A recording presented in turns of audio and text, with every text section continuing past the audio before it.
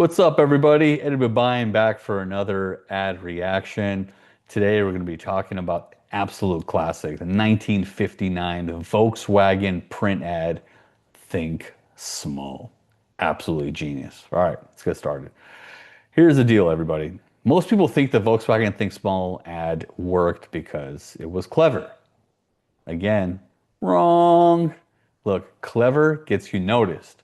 Bravery gets you remembered. Big difference, right? In 1959, think about this, 20 years prior to your boy coming into this crazy world, every single car ad in America looked exactly the same, right?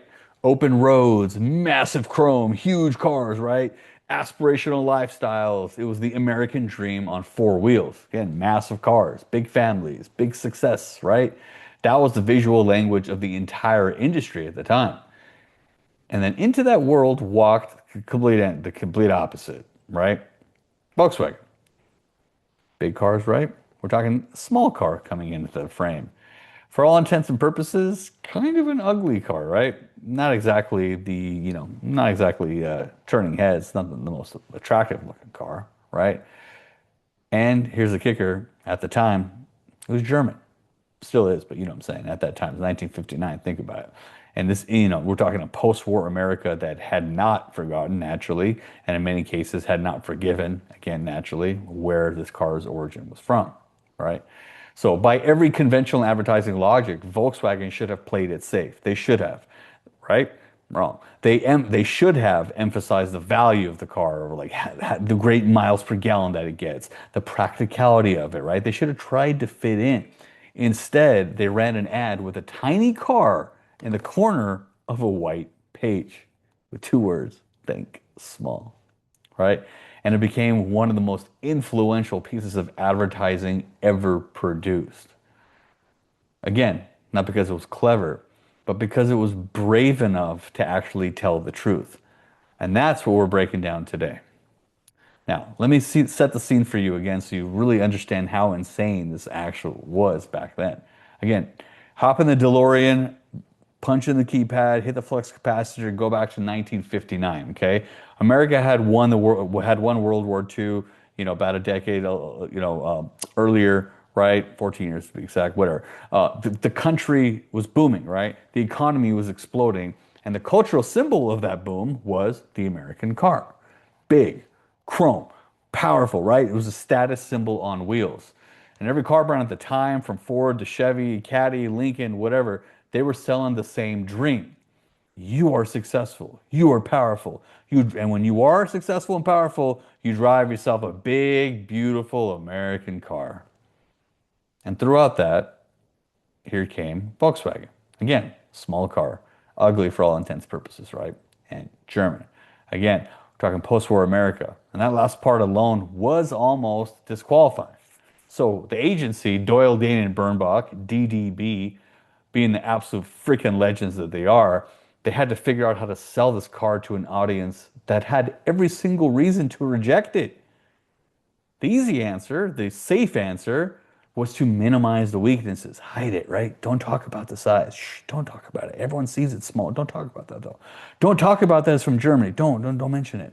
Okay, lead with the gas mileage. You guys really good in MPGs. Lead with that, right? Lead with the price. It's really practical. Lead with all that, right? That's what a nervous client would ask for, and that's what a timid agency would deliver. DDB was not a timid agency. They're legends again for a reason. So they did something completely different. They asked a question that changed everything. What did they ask? What if we owned the weakness before anyone else could use it against us? Not to minimize it or work around it, but to own it and to lead with it. Beat everyone to the freaking punch. So what's the insight in that? Why? Right? We're talking about human behavior and the insight, right? Well, in a world full of, aspirations and exaggerations and just complete fakery and just nonsense, authenticity is the most powerful differentiator that exists. You see, every other car brand was selling a fantasy. Volkswagen was selling the truth. Hey, we're small and we know it. And here's exactly why that's better for you. Think small, right? Hey, everyone's telling you big cars are good, big cars, big cars. Big cars are hard to drive. Big cars are hard to park. right? Big cars guzzle gas, right? So they go, think small. They went against it. Think small. Two words, right? So you got a tiny car in the corner of a massive white page, white space where that is, that aspirational lifestyle should have been. And that white space was the message. We're not going to pretend. We're not going to oversell. We're not going to make you feel bad for not being able to afford a Cadillac. We're going to tell you the truth about what this car is and trust you to be smart enough to see the value in it.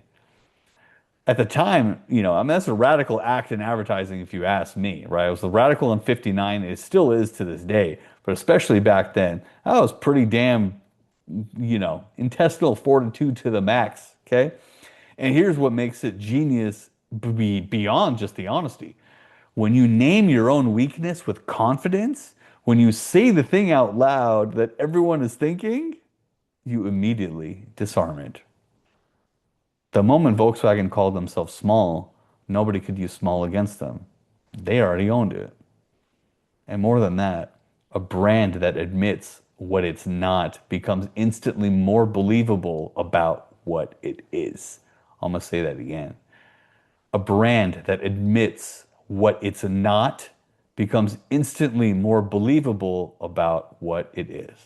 So if Volkswagen is willing to tell you that they're small, you'll be more likely to believe them when they tell you that they're reliable. You believe them when they tell you they're efficient, right? You'll believe them when they say they'll last longer than any other car on the road. Honesty as a strategy, truth as a differentiator. Honesty is a strategy. What a novel concept, right? It's so simple, and most of the time it's right there. You just got to dig for it. Truth is a differentiator. That's the insight. And it produced, again, one of the most influential ads in the history of not just the medium of print, but of advertising altogether. So let me show you now how this and why this insight works at a deeper level than just Volkswagen, right? In any market that's saturated with similar claims, where everyone's supposedly the best or the most innovative, or everyone cares about you, the brand that tells an uncomfortable truth, they're the ones that stand out immediately, right? Throughout all that, whoever actually tells the truth, the uncomfortable truth, they stand out immediately because truth feels different. It has texture, right? It's specific in a way that manufactured claims never are. Every other car ad in 1959 felt the same because they were all making the same aspirational promises. For all intents and purposes, again, they were the same ads. I don't care if you had Volkswagen, Ford, whatever. Yeah, different names, different slogans, whatever. Well, they were basically selling the same thing. Volkswagen felt different because they were the only one telling you something real. And here's the thing about human psychology. We trust people who admit their flaws far more than we trust people who claim to have none. Think about that for a second, right? Do you know anybody in your life that claims to be perfect or pretty much tries to be right?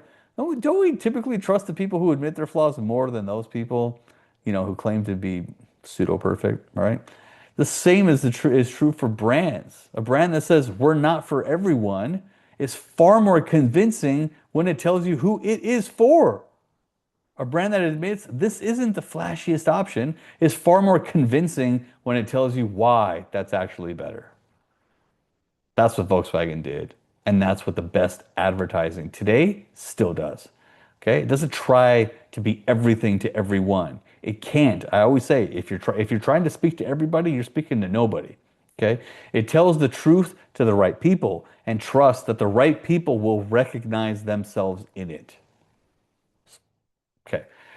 So here's what I want you to take into every brief again that you work on. What is the weakness your client is trying to hide? Not the feature they're embarrassed about, not the positioning challenge that they're thinking is a liability, not the thing they told you not to mention in the brief. What is that thing? Because 9 times out of 10, the insight your client wants to avoid is the insight that would make the campaign undeniable. Volkswagen's weakness was its size and its origin. They led with both. Okay? And I want you to ask yourself a question. What is the most honest thing you could say about this brand? What is the thing everyone's thinking about but nobody's saying out loud? And then ask, what would happen if we said it first? That's the Volkswagen move. And that's the think small insight. Own the weakness. Name it before anyone else can and watch it transform from a liability into the most powerful thing about your brand. Okay. It not only works in advertising, but I can give you a pop reference. In the movie 8 Mile, where Eminem is battling and rapping against these guys, the entire time they were clowning him, talking about how he lived in a trailer park and he was a bum and he lived with his mom and somebody slept with his girlfriend and all of those things, and they kept using that against him. At the end of the movie, spoiler alert, it's been out long, I'm sorry, it's not a spoiler alert. He flips the script on him completely and calls out all of his weaknesses before they can. And it was an absolute mic drop of a moment. They had no ammunition against them. They couldn't do anything. They were completely disarmed. So it just works. And the beauty of it is a psychology in an ad or psychology in a movie and all that. It's because of human behavior. It works. It just works. Okay. So that's what is all about the insight. That's what I teach. That's what the Insight Foundry that I founded is all about. Okay. It's not about being clever. It's how to be brave enough to tell the truth. My link is in the description. Come find us, right? Let's talk. I'll see you until then. I'll see you in the next breakdown. Subscribe for weekly breakdowns of the best and the worst ads ever made through this lens of human insight. Next up, with first few ones, we've done some of the best. So next up, we're going to do a bad one, the Pepsi Kendall Jenner ad, which was a catastrophic brief if there ever was one. I'll show you exactly where it went wrong before the creative even started. You're going to want to see this one. See you there.